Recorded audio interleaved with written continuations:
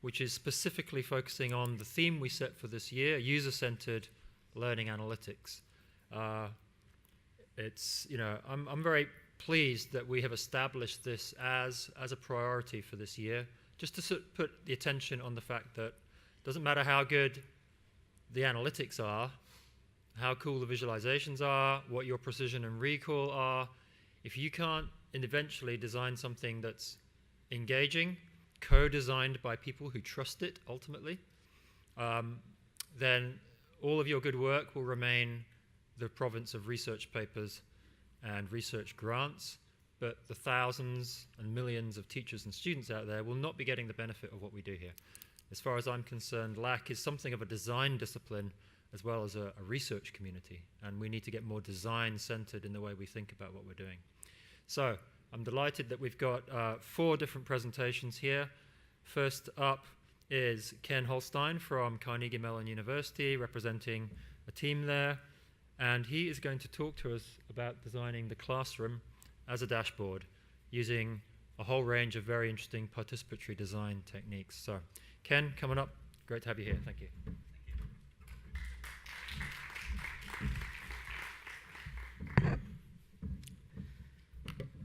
All right, so hi, I'm Ken Holstein, and in this talk, I'll describe some work I've been doing over the past year with my collaborators to better support teachers working in K-12 classrooms that use personalized learning software.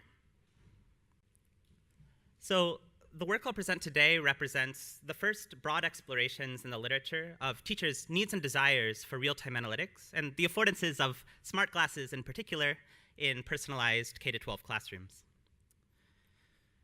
culminating in a prototype of teacher smart glasses called Lumilo.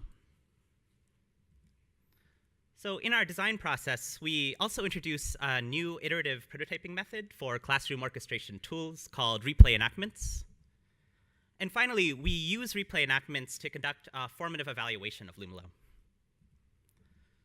So in recent years, there's been increasing interest in and pressure on, I would say, K-12 teachers to implement more personalized classrooms in which students largely work at their own pace through individualized learning trajectories, while the teacher's role is transformed from that of a lecturer at the front of the class to more of an active facilitator of students' learning.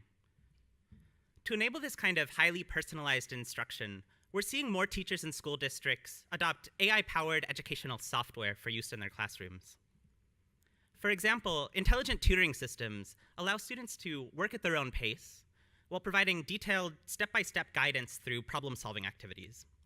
They adapt instruction based on continuous embedded assessments and have been demonstrated in several meta-reviews to substantially enhance student learning in certain domains. A less commonly studied benefit is that these systems free up the teacher to spend more time working one-on-one with students. So in the AI-enhanced classrooms that we've observed, the teacher is constantly moving throughout the room and holding brief, personalized help sessions with individual students, sometimes just 20, 30 seconds. But despite these benefits, teachers face many challenges in actually orchestrating these personalized classrooms. It's difficult to monitor classes of 15 to 30 students who are all working at their own pace. So this is kind of the flip side of adaptivity and personalization, with each student potentially working on entirely different material within the AI software at any given moment. Many of the teachers we've worked with over the past few years have noted feeling left out of the loop in their own classrooms during class sessions that use intelligent tutoring systems. But there's good reason to believe that bringing human teachers back into the loop could have a great impact. So events regularly occur in K-12 classrooms that a human teacher might be best suited to deal with. Students may get frustrated or find ways to game the system, for example. Other students may be missing key prerequisite knowledge which lies entirely outside of the scope of the tutoring software. In our current project, we've been exploring various ways intelligent tutoring systems and K-12 teachers might collaborate in real time during a class session, essentially allowing human teachers and AI to build upon each other's complementary strengths, rather than focusing on trying to automate away what humans may already do best.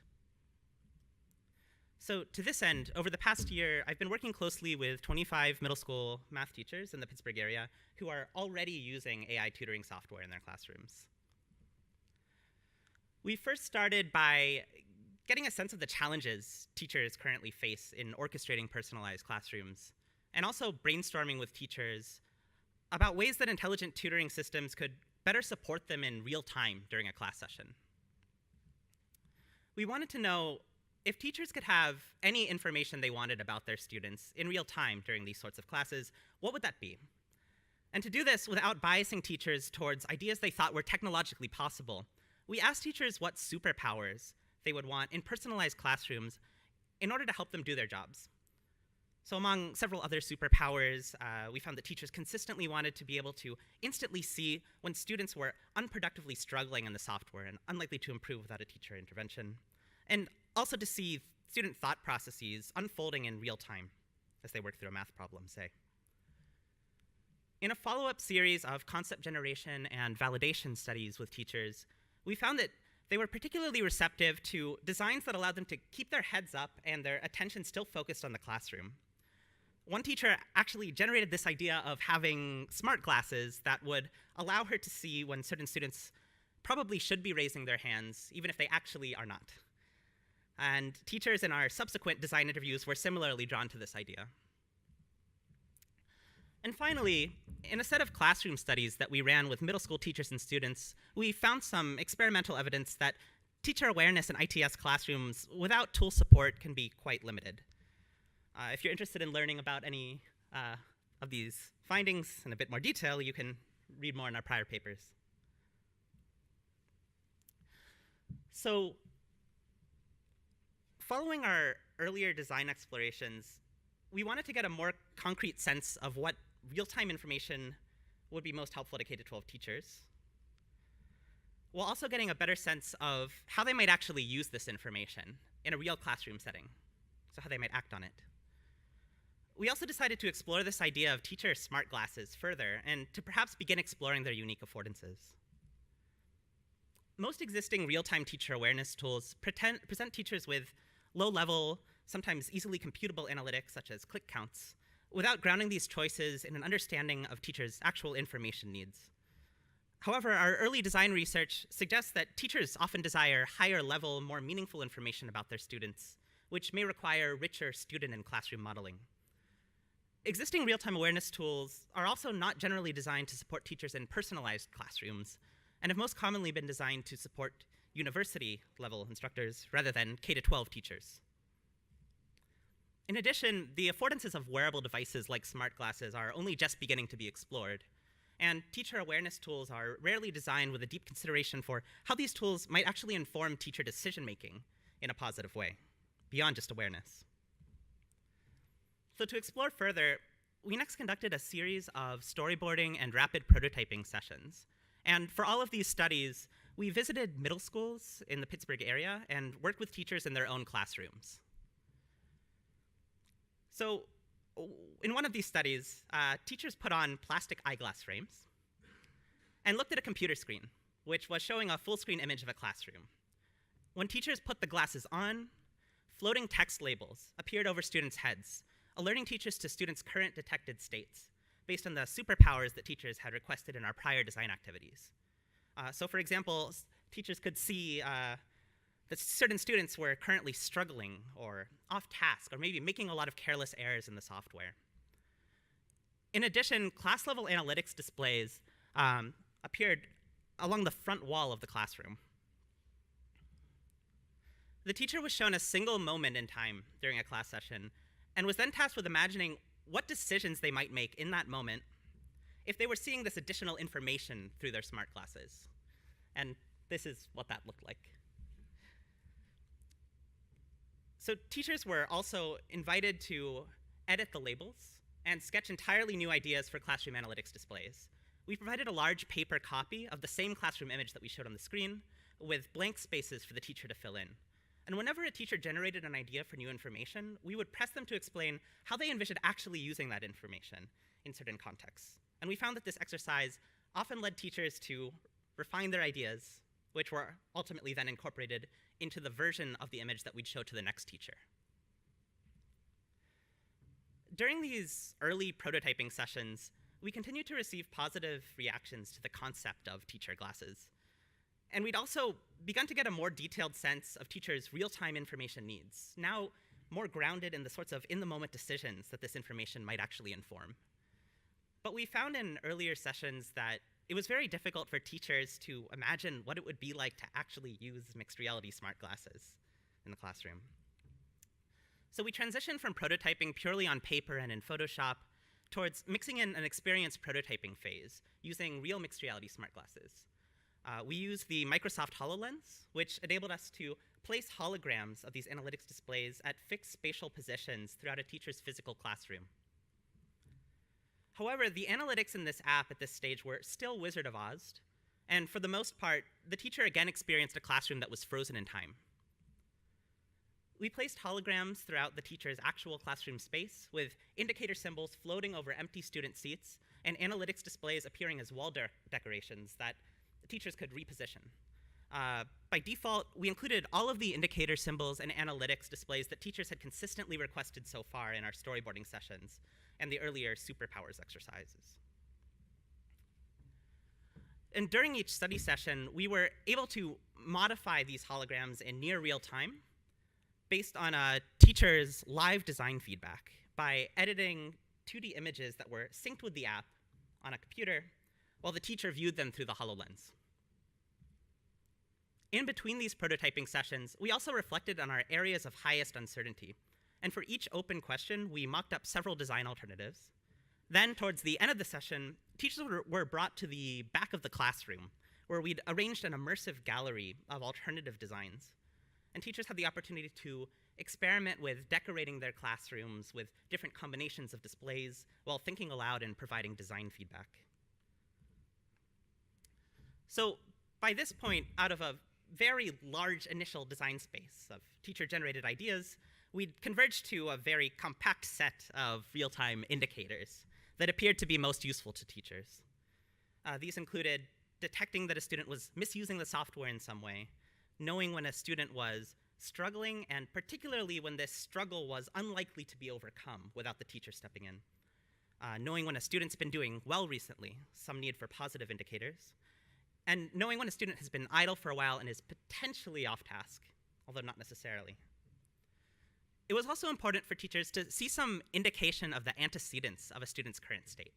So for example, if the student is idle or gaming the system right now, it's useful to know whether that student also happened to be struggling in the software recently.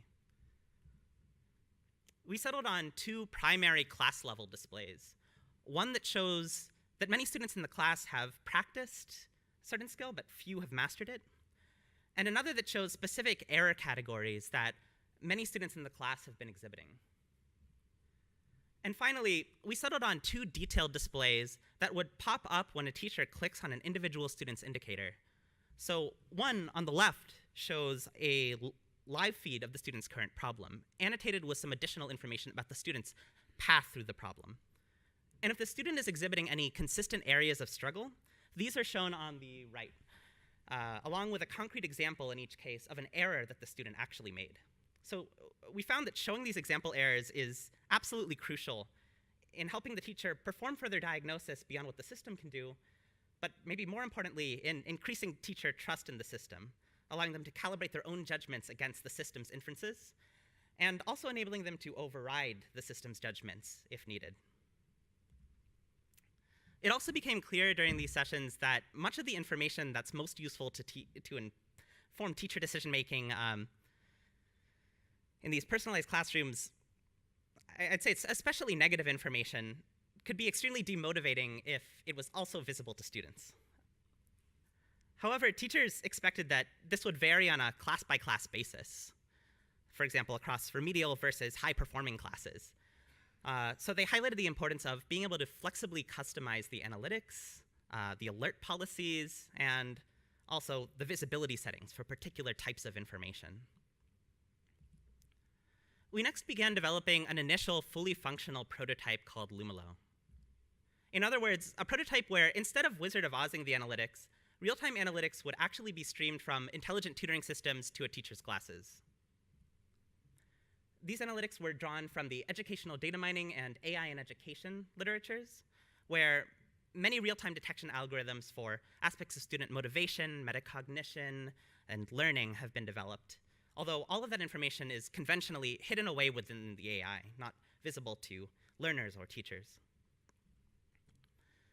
To support further design explorations, we architected the initial prototype of Lumilo in a highly modular way, so we could continue to rapidly iterate on the design in between future prototyping sessions, and even to make small adjustments as before during a prototyping session based on live teacher feedback. So whenever a need was raised in a future prototyping session with one teacher, we would again update the prototype in order to better understand and validate that need in the next session with the next teacher. And we then used Lumilo to involve teachers in the design of the actual mixed reality application. So whenever possible, we opted to err on the side of using simpler, more interpretable detector algorithms in earlier prototyping sessions so that we could more easily elicit design feedback on the algorithms themselves while prototyping. To prototype the experience of using Lumilo in a classroom, we developed a new prototyping method for classroom orchestration tools called replay enactments. We first outfitted various computer labs across our university's campus as middle school computer labs. Last year, we collected data from middle school classrooms using intelligent tutoring software. So this year, we developed a replay system that allowed us to use that log data to replay an entire classroom full of students on separate computers in these computer labs. And at each empty seat in the lab, we also placed a name tag with a fabricated student name. During each session, teachers were first introduced to Lumilo and had some time during a training phase to get used to using the system. Then, when I pressed a button on my tablet, the entire class sprung to life, replaying an entire middle school class session from the very beginning at actual speed. And the teacher was asked to pretend that this was an actual class session and to think aloud while moving throughout the room. If the teacher thought they might focus on a particular student at a particular time based on the analytics they were seeing through their glasses, they were asked not only to think aloud, but also to talk to the student as if they were actually there. If you're interested in seeing some video clips from these sessions, you can find them online at this page. So replay enactments is actually a fusion of existing prototyping methods from design, human-computer interaction, and some that have been developed in learning analytics. Replay enactments builds on prior work from Martinez-Maldonado, Mavrikis, and other learning analytics researchers by borrowing ideas from recent work in HCI aimed at prototyping radically new experiences through embodied role-playing exercises. So using role-plays and think-alouds, replay enactments is aimed at exploring how teachers' decision-making might be affected by particular algorithms, analytics, and visualizations of those analytics. However, unlike methods from design and human-computer interaction, such as user enactments, replay enactments prototypes an experience using authentic data and algorithms, evolving over time. So this is crucial when the user experience is likely to be heavily dependent on the dynamics of real-world data and the interactions of those dynamics with the behavior of certain algorithms. By having users role-play and make decisions in response to the real-time outputs of actual algorithms on actual populations of students, replay enactments also enables earlier investigations into things like the UX impact of false positives and false negatives of a particular method. So to highlight just a few interesting findings from these sessions, teachers emphasized that one of the most appealing features of Lumilo was the ability to get continuous feedback not only about the class's current state, but also the effects of their own interventions. However, in the current system, this feedback is somewhat indirect and needs to be inferred by changes after a teacher has spoken to a student. Ideally, Lumilo would provide more direct feedback to teachers about the effects of class or student level interventions. And as teachers emphasized, it would be much better if this feedback could actually help them improve over time. During these prototyping sessions, teachers realized that when they were made more aware of student struggle, they were also made much more aware of their limited ability to actually help all of these students. This came up a lot more when we replayed data sets from remedial classes. So the main way teachers proposed addressing this was through adjustable alert thresholds that could help them more easily prioritize, lower the sensitivity in certain classes. But they also proposed other ways that Lumilo could take more of the load off of their shoulders during real class sessions. So for example, as we move to higher fidelity prototyping, teachers consistently noted that it would be helpful to have more direct forms of decision support in the face of limited time. It's clear from some of our earlier design explorations, however, that such a recommendation system would need to be designed with great care to avoid stepping on teachers' toes. So before piloting Lumilo in live classrooms, we first wanted to get a better sense of how it might actually influence teacher behavior to help inform design modifications. Lumilo actually doubles as a powerful data collection device to track teacher behavior during a class session. So for example, the indicators above each student's head double as proximity sensors that can track a teacher's physical position in the classroom relative to each student moment by moment. Using these tracking capabilities, we collected some data in an in-lab study following the same format as a replay enactment session. But for this study, since we wanted to understand the effects of the current design at that point, which had begun to converge, there were no iterations on the design in between sessions. So specifically, we focused on understanding the effects of the current design of Lumilo on teacher time allocation across students of varying prior knowledge and learning rates. And to do this, we used the pre and post-test data for the original students whose within tutor data were being replayed on each computer screen. In these replay enactments, we found evidence that Lumilo may aid teachers in focusing on and helping students with lower prior domain knowledge. In a single classroom pilot that we later ran at a local middle school, we also found results consistent with this finding. More importantly, I'd say, using the replayed students' post-test data, we found evidence that Lumilo can direct teachers' time towards students who would have gone on to exhibit the lowest learning in a real classroom session, at least without a teacher stepping in. And by contrast, in real middle school classrooms not using Lumilo, we found that students who raised their hands most often tended to get most of a teacher's attention, although these were not necessarily the students who actually needed help the most. More recently, we've piloted Lumilo in an additional 22 live classrooms, and data from these studies are helping us understand its effects on teachers and students in real contexts. And in recent classroom experiments, we've found some evidence for benefits to student learning of a teacher using Lumilo versus students working with the AI tutoring system alone. So longer term, I'm interested in continuing to co-explore possible futures and possible visions for AI in education with K-12 teachers who actually use these kinds of systems in their classrooms. And if you're interested in learning more about the Lumilo project, you can find more resources on our project website. And of course, also check out our paper, which provides much more detail about each of these design phases I've talked about today. All right, thank you. Great,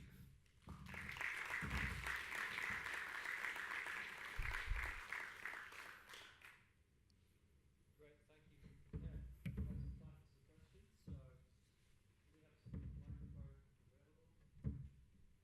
So, do we have some microphone available? We do. I'll run around.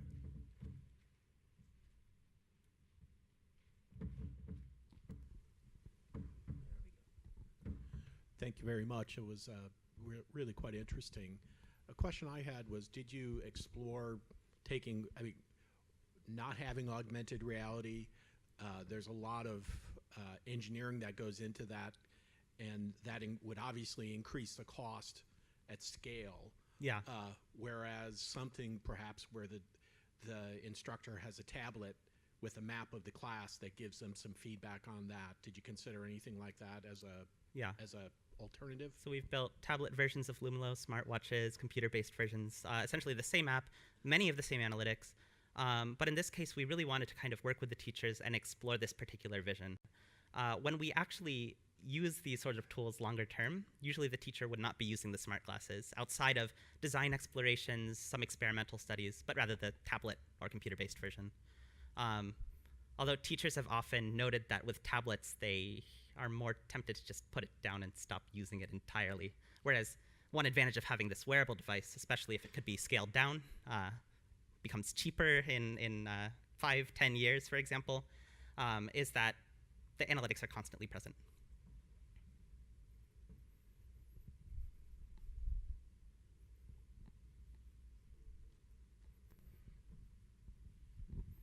So, great talk. You were working with teachers in your area. Were they experienced ed tech teachers? Had they been using these AI systems before? Yes, definitely. And how do you think that influenced sort of the generalizability of your findings? So I don't think the findings are necessarily generalizable beyond these early adopters. I mean, this was a very future-focused study where we're trying to explore visions with teachers who are already using these intelligent tutoring systems in their classrooms. So I can say that that is not representative of the majority of teachers in the United States. But we wanted to work with these teachers who'd been working with intelligent tutoring systems for 10, 15 years, and who, I must admit, at Carnegie Mellon, the reason for this project was that we hadn't really been paying that much attention to the teachers who adopt these systems in their classrooms. We'd focused much more on student learning gains. So we wanted to kind of work with them and explore what alternative visions they might have for these kinds of systems.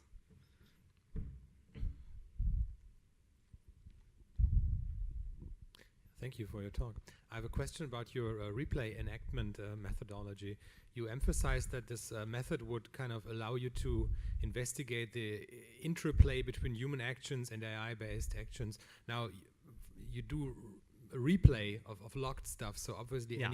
anything the teacher does would not affect the replay file in any sense. How did the teachers react to that? What was your impression about that possible limitation of that method? Yeah, so that's definitely a limitation. It's more, we're examining the interplay of the AI inferences and judgments, which are now made more open, much like the work in open learner models, to the teacher in this case, and teachers' own judgments. And so by providing some raw data, like I showed the example errors, teachers are able to kind of judge for themselves whether algorithms seem to be misclassifying certain students or making systematic errors for certain subpopulations of students, for example.